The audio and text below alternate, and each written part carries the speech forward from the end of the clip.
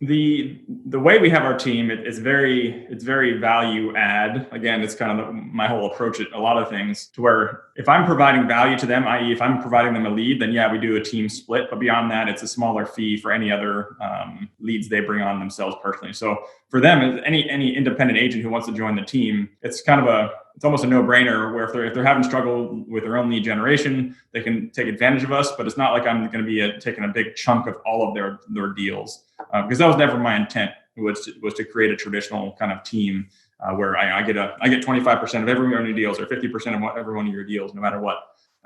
So that in itself makes it a pretty easy sell, if you will, when people want to talk about the team.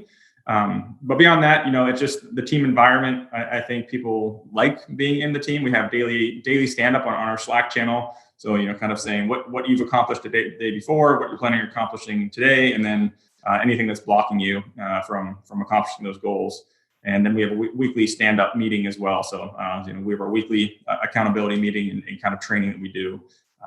So I try to add as much value as we can. We also have a transaction coordinator that provides all the back admin for the team's transactions. And so a lot of people really like that, right? So the team members can focus on production. They get a listing agreement signed. They hand it over to the TC. The TC handles it from there as far as the back office stuff, the MLS input and all that.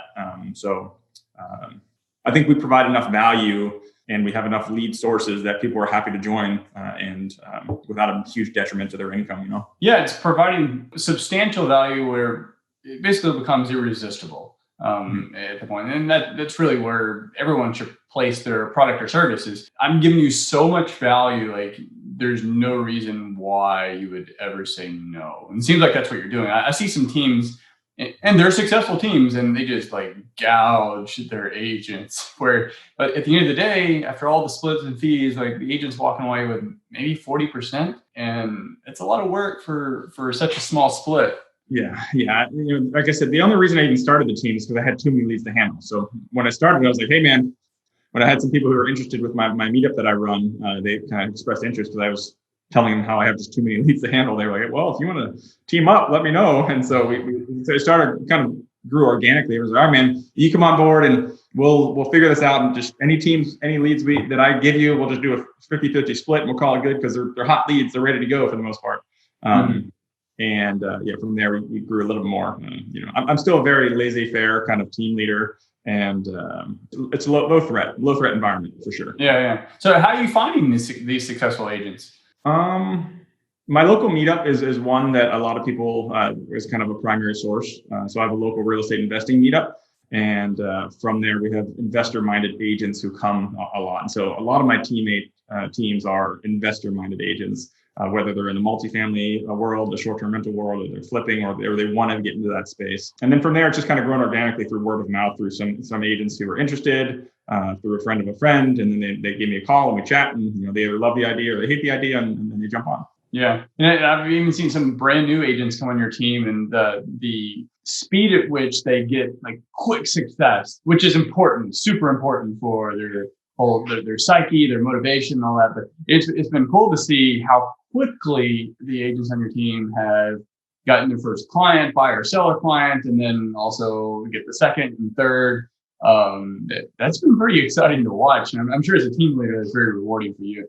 Yeah, man, it's one of those things where I've had motivated agents who joined early on, and they were super motivated, and I was an inexperienced team lead, so I was like, all right, sweet man, here's what I do, just kind of copy me and go forth and conquer, and I've realized now that first one or two deals to get as quickly as you can to really kind of jumpstart is pretty crucial. So kind of my going forward mentality is for the first deal or two for these newer agents is almost kind of give them a softball, like, hey guys, here's a lead I have warmed up, ready to go, or here's a lead I'm already working with, but you can take it from here and close it.